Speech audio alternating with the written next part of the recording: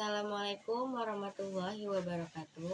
Halo teman-teman, kami dari kelompok 6 ingin mempresentasikan video tutorial flowchart siklus pendapatan PT Aqua Golden Mississippi. Sebelumnya, perkenankan kami memperkenalkan diri terlebih dahulu. Saya Anissa Khairani. Perkenalkan, nama saya Ronaldo Alfarizi. Saya Sekibanolo Gule. PT Aqua Golden Mississippi didirikan pada tahun 1973 oleh Bapak Tirto Utomo sebagai produsen pelopor air minum dalam kemasan di Indonesia. Pabrik pertama didirikan di Bekasi. Setelah beroperasi selama 30 tahun, kini Aqua memiliki 14 pabrik di seluruh Indonesia. Pada tahun 1998, Aqua yang berada di bawah naungan PT Tirta Investama melakukan langkah strategis untuk bergabung dengan Grup Danone, yang merupakan salah satu kelompok perusahaan air minum dalam kemasan terbesar di dunia dan ahli dalam nutrisi. Langkah ini berdampak pada peningkatan kualitas produk, market share, dan penerapan teknologi pengemasan air terkini. Di bawah bendera Danone Aqua, kini Aqua memiliki lebih dari 1 juta titik distribusi yang dapat diakses oleh pelanggannya di seluruh Indonesia. Pada tahun 1973, PT Aqua pertama kali didirikan dan sebagai pionir perusahaan air mineral pertama di Indonesia, yaitu pabriknya berada di Bekasi. Adapun visi misi PT Danone Aqua, visi Aqua telah menjadi bagian dari keluarga sehat Indonesia selama lebih dari 30 tahun. Sebagai pelopor air minum dalam kemasan sejak didirikan tahun 1973.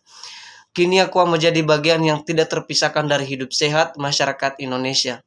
Dulu dan kini Aqua tetap dan selalu menjadi yang terbesar dan terdepan di Indonesia. Volume penjualan Aqua merupakan volume penjualan terbesar di dunia untuk kategori air mineral.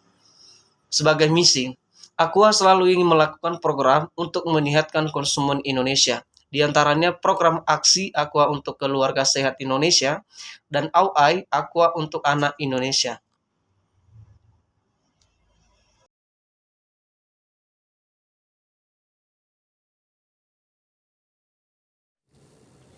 Flowchart atau bagian alur adalah diagram yang menampilkan langkah-langkah dan keputusan untuk melakukan sebuah proses dari suatu program, dan setiap langkah yang digambarkan dalam bentuk diagram dan dihubungkan dengan garis atau arah panah.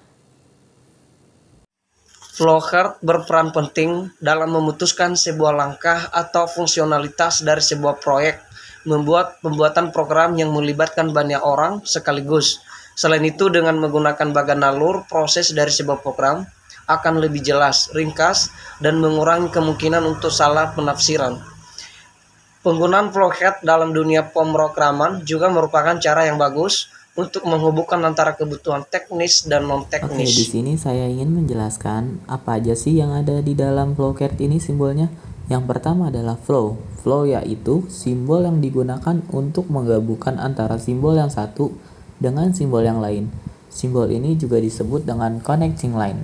Atau yang kedua adalah on-page reference, yaitu simbol untuk keluar masuk atau penyambutan proses dalam lembar kerja yang sama. Yang ketiga adalah off-page reference, yaitu simbol keluar masuk atau penyambungan proses dalam lembar kerja yang berbeda. Yang keempat adalah terminator. Terminator ini adalah simbol yang menyatakan awal atau akhir dari suatu program. Yang kelima yaitu proses. Proses yaitu simbol yang menyatakan suatu proses yang dilakukan oleh komputer. Yang keenam adalah decision.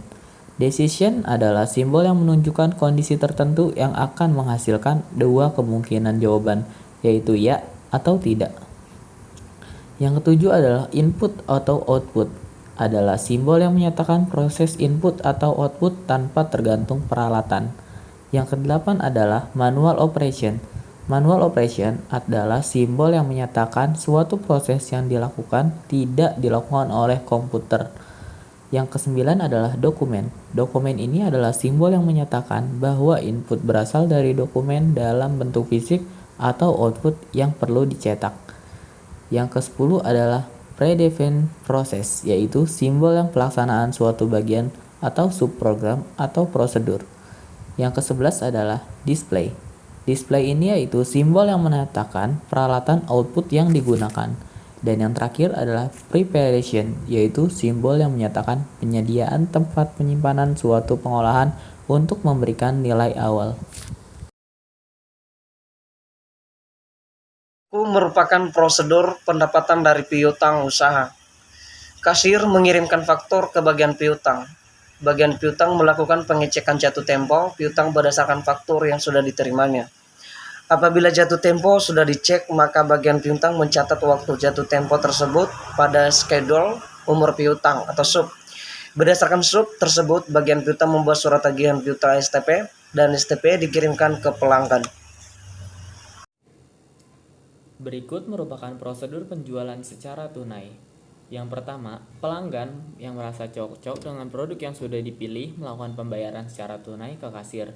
Yang kedua, kasir menerima pembayaran tunai dari pelanggan, kemudian kasir membuat laporan keuangan penerimaan kas dan dikirimkan ke bagian keuangan.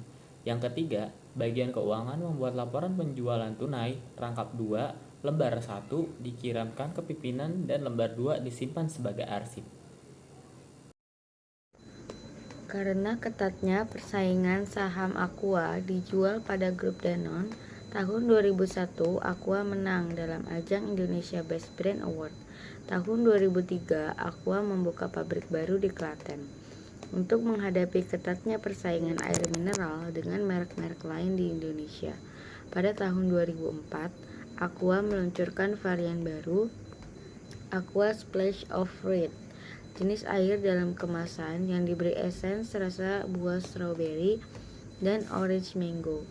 Lalu, Aqua juga meluncurkan Maison yang merupakan merek minuman isotonik bernutrisi. Dalam kesaksian di hadapan Majelis Pleno, Mahkamah Konstitusi diketuai Hamdan Zulfa Erwin mengungkapkan eksploitasi air oleh Aqua mencapai 40 juta liter per bulan.